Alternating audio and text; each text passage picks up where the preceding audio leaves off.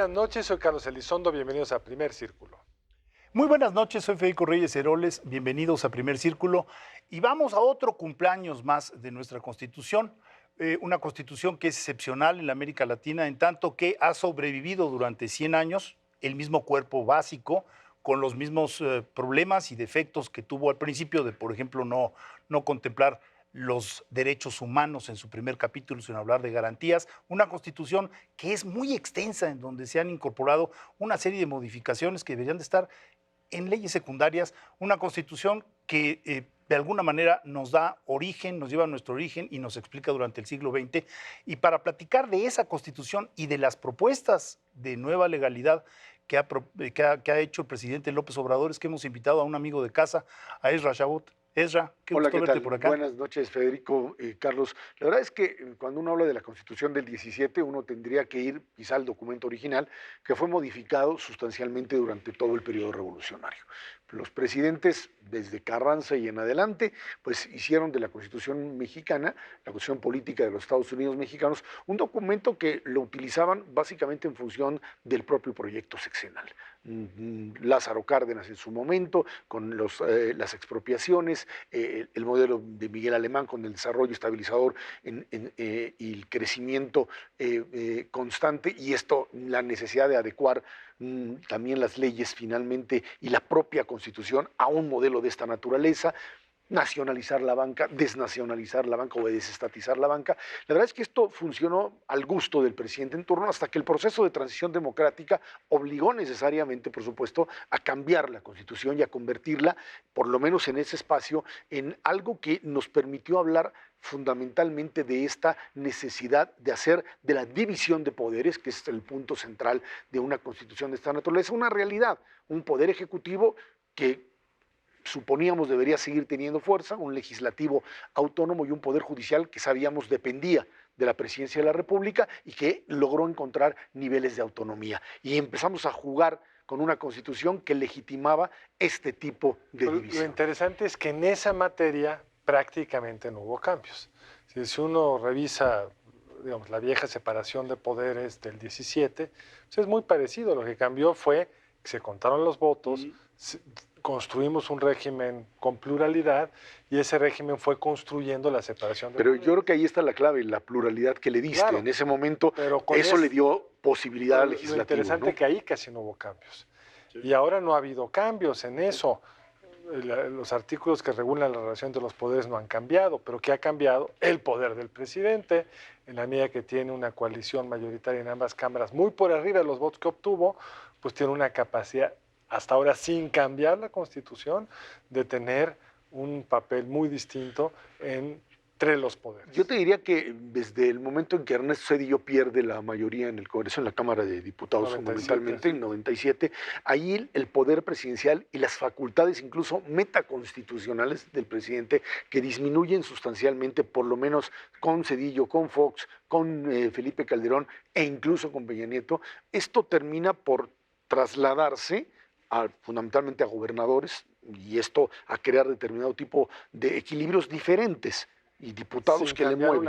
Si cambiaran la Constitución, cambió el poder. Cambió el poder, es cierto, pero sí cambia la Constitución en el ámbito de lo que representa, digamos, la forma de estructurar el poder legislativo. Y eso te da, o sea, esta idea, esta legalidad que tiene ahora el voto del ciudadano, el voto que le permite al legislador un acercamiento o depender ya no de lo que le señala el presidente o el gobernador, sino que hay que ganar la elección. Eso es lo que creo le cambia totalmente. Ahora, la pista que sacó Carlos me parece muy interesante porque al fin y al cabo nuestra democracia estaba allí perfilada en la Constitución original y se mantuvo tal cual, con división de poderes, formalmente hablando habría poco que alegarle a esa democracia que estaba en el papel, pero no se echó a andar sino hasta que hubo vida partidaria, hasta que empezó a haber una oposición real, que empezó a presionar en el Congreso, que ganó la mayoría en el 97 por primera ocasión, hasta que dio la alternancia en el Ejecutivo, hasta que pudimos y hasta que era confiar en los votos se contaban. Exactamente. Que eso arranca en el 97. ¿Sí?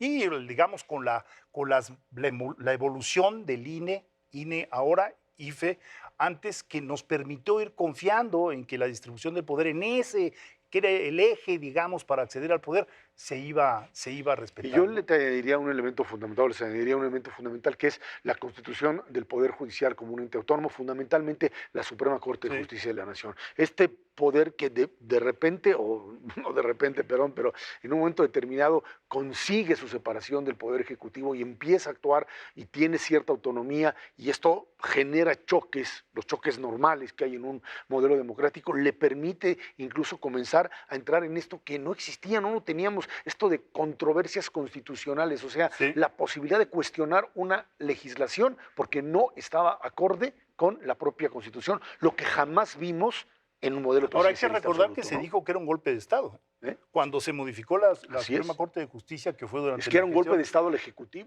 exactamente, y que, no, bueno, del Ejecutivo Ejecutivo. al Ejecutivo. y Primero con Cedillo, cuando, con Cedillo, así es. cuando, Así pues, es. les pide el retiro a todos los A miembros todos, de sí, la Corte. Es cierto. Ahora, otra vez, digamos, Cedillo hace ese cambio, pero la verdadera transformación se da hasta que llega al poder la oposición, o sea, en el 2000. Sí. Y ahora no han cambiado una coma en la Constitución. Y sin embargo hay dudas al respecto. Y sin embargo hay dudas sobre la independencia del Poder Judicial, porque lo que cambió fue el poder. Y antes, para nombrar a un ministro de la Corte, el presidente tenía que negociar. Es que creo que... Y hoy ya no ¿Ya no? tiene que negociar. Pero igual sí. con el INE, por ejemplo. Sí. Si vemos todo el modelo de construcción del IFE-INE fue, tendremos un consejo autónomo donde los partidos necesariamente tendrán que negociar porque nadie tendrá las 2/3 partes de la Cámara de Diputados. Hoy los tienen.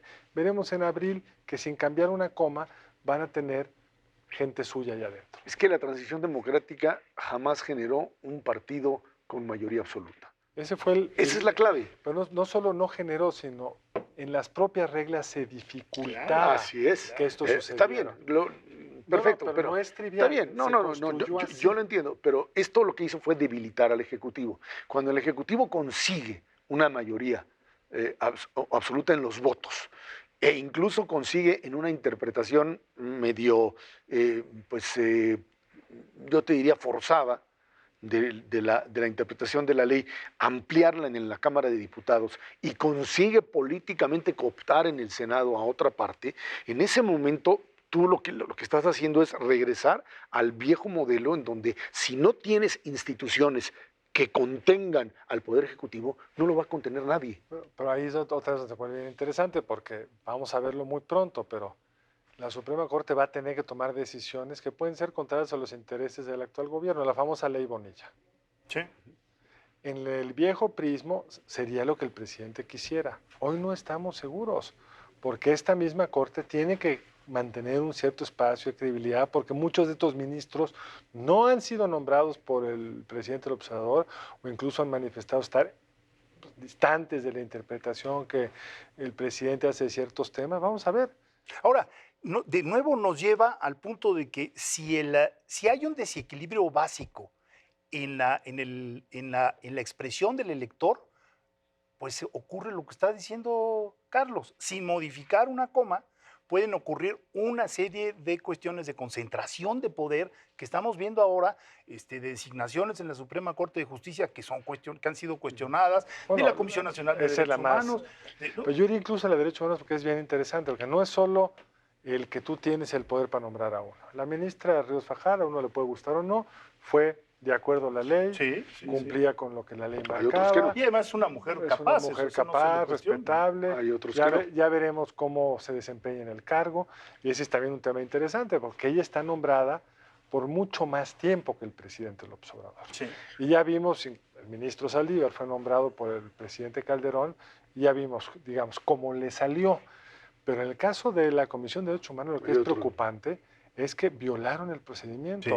Se salieron con la suya porque los órganos de contrapeso no están funcionando. Aquí, yo creo que es un punto importante. En una democracia, si finalmente el voto popular le da la mayoría o le da las 3/4 partes a un determinado partido, pues así funcionan. Pero tiene que existir, uno, el respeto a la minoría, el reconocimiento que el opositor es un opositor Y el legítimo. respeto a la ley. El respeto a la ley, el respeto al opositor y finalmente también un elemento que me parece fundamental en este caso es que lo que no se puede hacer es generar sobrerepresentaciones a partir de interpretaciones que lo único que hacen es terminar por anular un sistema de pesos y contrapesos. Y ahí es donde hay que tener mucho cuidado porque puedes echar por Ahora, la borda todo el un mayor procedimiento. problema de los pesos y contrapesos, yo creo, no es de Morena, no es del presidente, es de la oposición, porque ahí están sus espacios, pero no los ocupan porque tienen la cola larga y temen que se los pisen, porque no tienen la capacidad para hacerlo.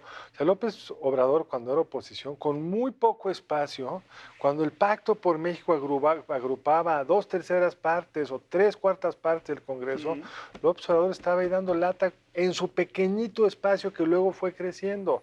Aquí hay un Hay déficit una muy deslegitimación de la oposición y como tal. y un déficit de ellos, Ujú. Sí, de porque ellos acuerdo, deberían sí, ser de acuerdo. capaces de poner un presidente de su partido, en el caso del PRI, que tenga la autonomía para pelear Tienen con demasiada cola larga y lo que tú dices, y un Partido de Acción Nacional que también, otra vez, o sea, la diferencia es que un López Obrador en ese momento seguía siendo el líder indiscutible y Morena, su nuevo partido, seguía al lado de él y podía argumentar y tener un proyecto como tal de llegar al poder, cosa que ni hoy Acción Nacional ni el PRI lo tiene. Ahora, ustedes son dos personas muy avesadas en economía. A mí me preocupa que en un mundo global estemos dando señales de no respeto a la legalidad y en parte es provocado por estas mayorías que, bueno, pues parecieran darle un poder infinito al Ejecutivo Federal y que se han lanzado, digamos, a no respetar permisos, licencias, contratos con vigentes, etcétera. Y esto está en el ambiente. En México no hay una estabilidad política profunda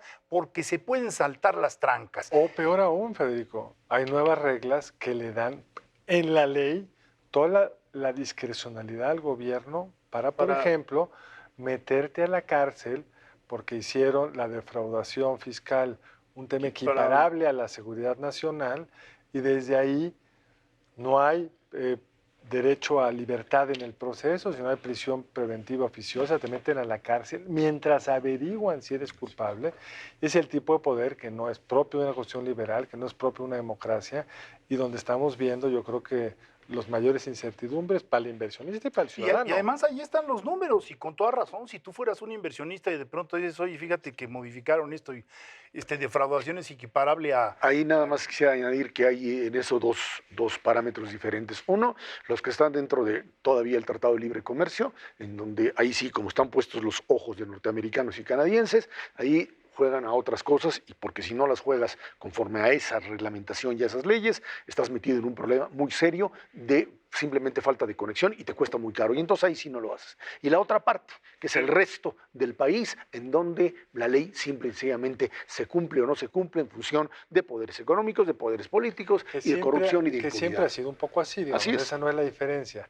La diferencia es que ahora hay unas facultades, como las viejas facultades del prismo clásico, que son de una enorme discrecionalidad y donde los instrumentos que fuimos construyendo para limitar al poder se han ido perdiendo. Y eso, el problema ahí radica en que esa parte que se puede aplicar solamente a la parte, digamos, mexicana no ligada al Tratado de Libre Comercio, que es gravísimo, no te digo que no, se te va a terminar contaminando, porque finalmente este tipo de modelos de tratar de controlar no los puedes contener en un momento determinado. Esa es parte, de hecho, siempre ha sido el problema. El Telecampo eso no tuvo el impacto que hubiéramos querido. Así es, porque se les coló en muchas partes. Me parece cuando uno revisa las reformas constitucionales de Peña Nieto y las que lleva el presidente López Obrador, pues hay ciertos patrones. Sin entrar mucho al detalle, puede ser muy aburrido. Una cosa que me parece muy sorprendente es que el presidente López Obrador, que tanto criticó las reformas estructurales o el Pacto por México, solo una de ellas la ha echado para atrás, que es la reforma educativa. Todas las otras no las ha tocado. Obviamente ha usado otra estrategia en el sector energético, que es ir tomando los órganos reguladores, cambiando la política pública, que es por supuesto facultad del que dirige el aparato público, cambiando algunas énfasis, dejando de hacer licitaciones, quizá con algunos problemas de legalidad en echar para atrás algunos contratos previos, pero digamos, el grueso de la Constitución peñanietista, de la del pacto, ahí está.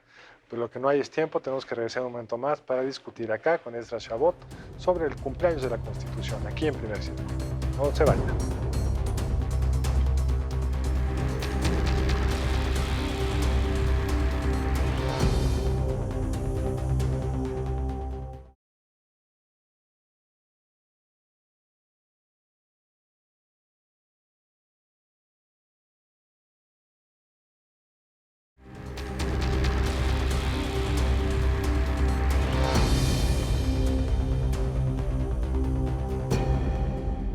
De regreso en primer círculo discutiendo sobre la Constitución mexicana, 2 días de su celebración oficial, Federico Esdra, comentábamos al cierre que el presidente López Obrador no ha cambiado más que la reforma educativa de lo que heredó de Peña Nieto, pero sí ha hecho algunas cosas muy notables. Por un lado, creo que está en todo este paquete de, algunas ya le hicieron y otras las quieren hacer, de imponer en la Constitución cosas, que es una vieja tradición del priismo. Pongo en la Constitución que los derechos sociales de los mexicanos y pues, para garantizar que ya veremos si eso resuelve realmente el problema de la gratuidad de la salud, si está o no en la Constitución. En general, pues son buenos deseos. Todo cuesta, requiere organización, no se ve muy claro. Pero en el otro lado del espectro lo que sí hemos visto es pues, un esfuerzo de centralización del poder. Primero, pues la reforma que crea la Guardia Nacional, que es la militarización de la policía, se le puede llamar como quiera, pero eso es lo que quedó y además en la práctica así es como está operando. Los vimos señores de la Guardia Nacional que estaban luchando contra estos pobres migrantes, el escudo decía Policía Militar, sí. Ni siquiera han cambiado los escudos. Están los temas que tienen que ver con cuáles son los crímenes que requieren prisión preventiva oficiosa. Esta lista no hace más que crecer, habrá que ver con detalle la reforma al sistema de justicia que deja realmente al respecto. Entonces, pero hay una como lucha en contra de todo este cambio que sí se hizo en la Constitución del 2000 para acá, que fue poner los derechos humanos, las restricciones, el poder judicial, el sistema penal acusatorio, etcétera. Pero no hemos visto otros cambios de los que prometía López Obrador, incluido llegó a prometer una nueva Constitución. Sí, hay que recordar que esto estaba planteado para la segunda parte del sexenio, no para la primera. Lo que pasa es que tampoco pensaba que iba a tener una mayoría de esta naturaleza. Esto por un lado. Por otro, el diagnóstico que hacían desde el propio Andrés Manuel y Morena era que el debilitamiento del poder presidencial lo único que había provocado era básicamente que los gobernadores se enriquecieran y generaran un modelo de corrupción brutal, que bueno, pues terminó siendo ratificado con lo que sucedió al final del sexenio pasado. Y con esa legitimidad y ese tipo de discurso, pues era muy fácil llegar y decir, frente a lo que pasa con los gobernadores o lo que sucedió con gobernadores como Duarte, etcétera, etcétera, lo que se requiere es otra vez centralizar, porque si yo centralizo y yo soy honesto, ya no va a existir corrupción.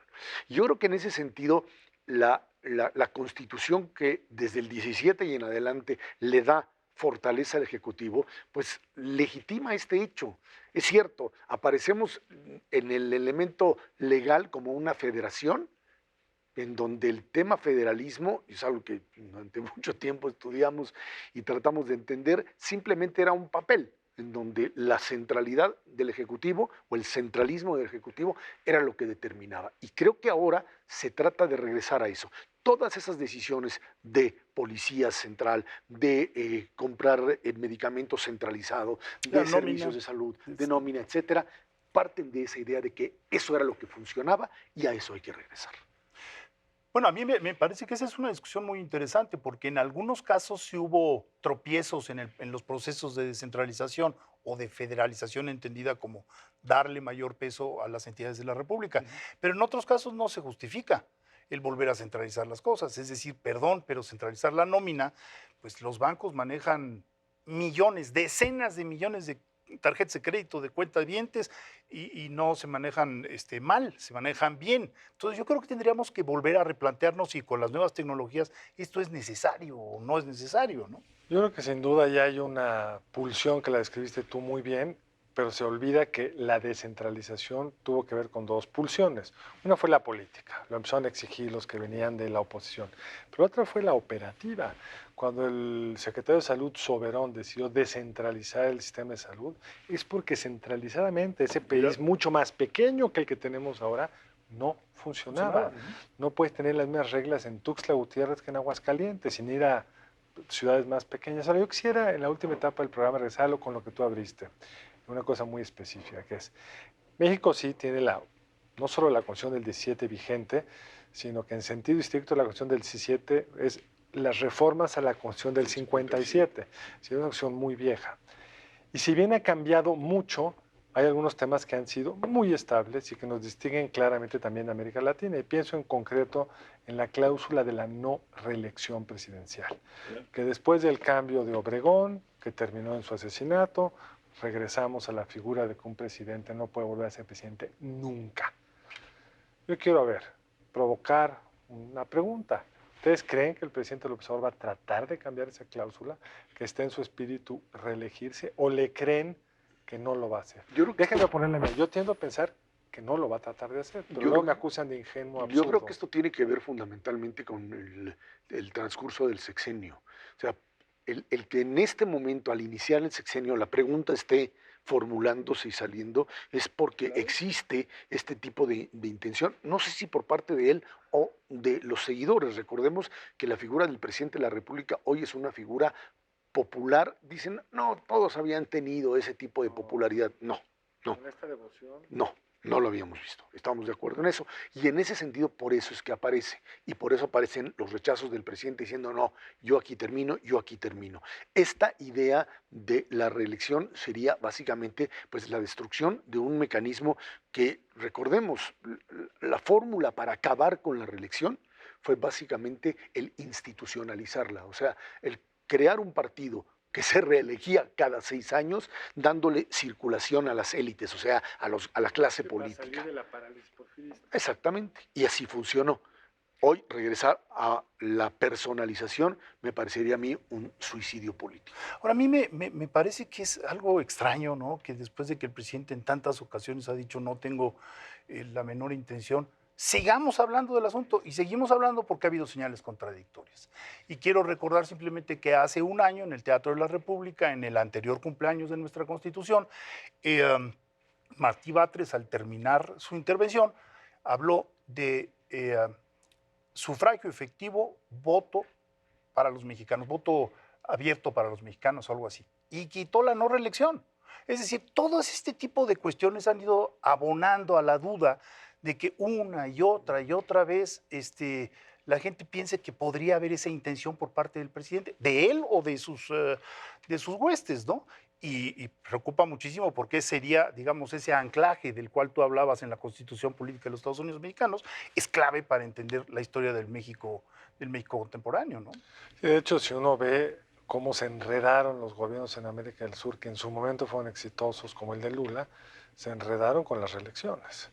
O sea, la reelección incluso se empieza a discutir en el propio Estados Unidos, si no sería mejor el modelo de 6 años y 1, porque la reelección, lo estamos viendo con el presidente Trump, te genera toda una serie de incentivos muy perversos. Y de hecho, el actual sistema surge por el tercer mandato de Roosevelt. Exactamente. Entonces fue un ajuste después de una experiencia que no querían volver a tener. Porque además el problema es no es la figura que se reelige, sino es la parálisis interna que genera en todo el grupo gobernante. Eso es muy importante, porque entonces todo el mundo queda a la espera. A la espera. Y yo creo que, bueno, ahí están modelos. Podemos entrar en la discusión, es otro tema, de un modelo mucho más flexible, un modelo parlamentario, que yo creo, insisto, para un continente en general como América Latina es de una inestabilidad enorme, pero este presidencialismo requiere de garantías democráticas que desgraciadamente no están presentes. Tenemos una amenaza, alguien hablaba, y lo leía, creo que es muy válido, de una recesión democrática en el mundo, y creo que hay que empezar a pensar en eso. Yo creo que hay señales, pero para mí la clave, y hasta ahora se ha respetado, espero que se respete, es que los mexicanos puedan contar el voto. Porque el presidente Peña Nieto también trató de hacer todo lo que pudo para colonizar las instituciones democráticas. Acabó teniendo un tribunal electoral que le decía que sí en casi todo. Entonces no es la primera vez que lo vemos. Otra vez, se requiere que haya opositores dispuestos a dar las batallas por aquello que pone en riesgo nuestra estabilidad. Instituciones autónomas que son fundamentales en un sistema democrático. Pero Esdras, se nos acabó el tiempo. Muchas gracias por acompañarnos. Gracias, qué gusto verte. Muy buenas noches, nos vemos la próxima aquí en Primer Círculo. Muy buenas noches, lunes entrante aquí en Primer Círculo.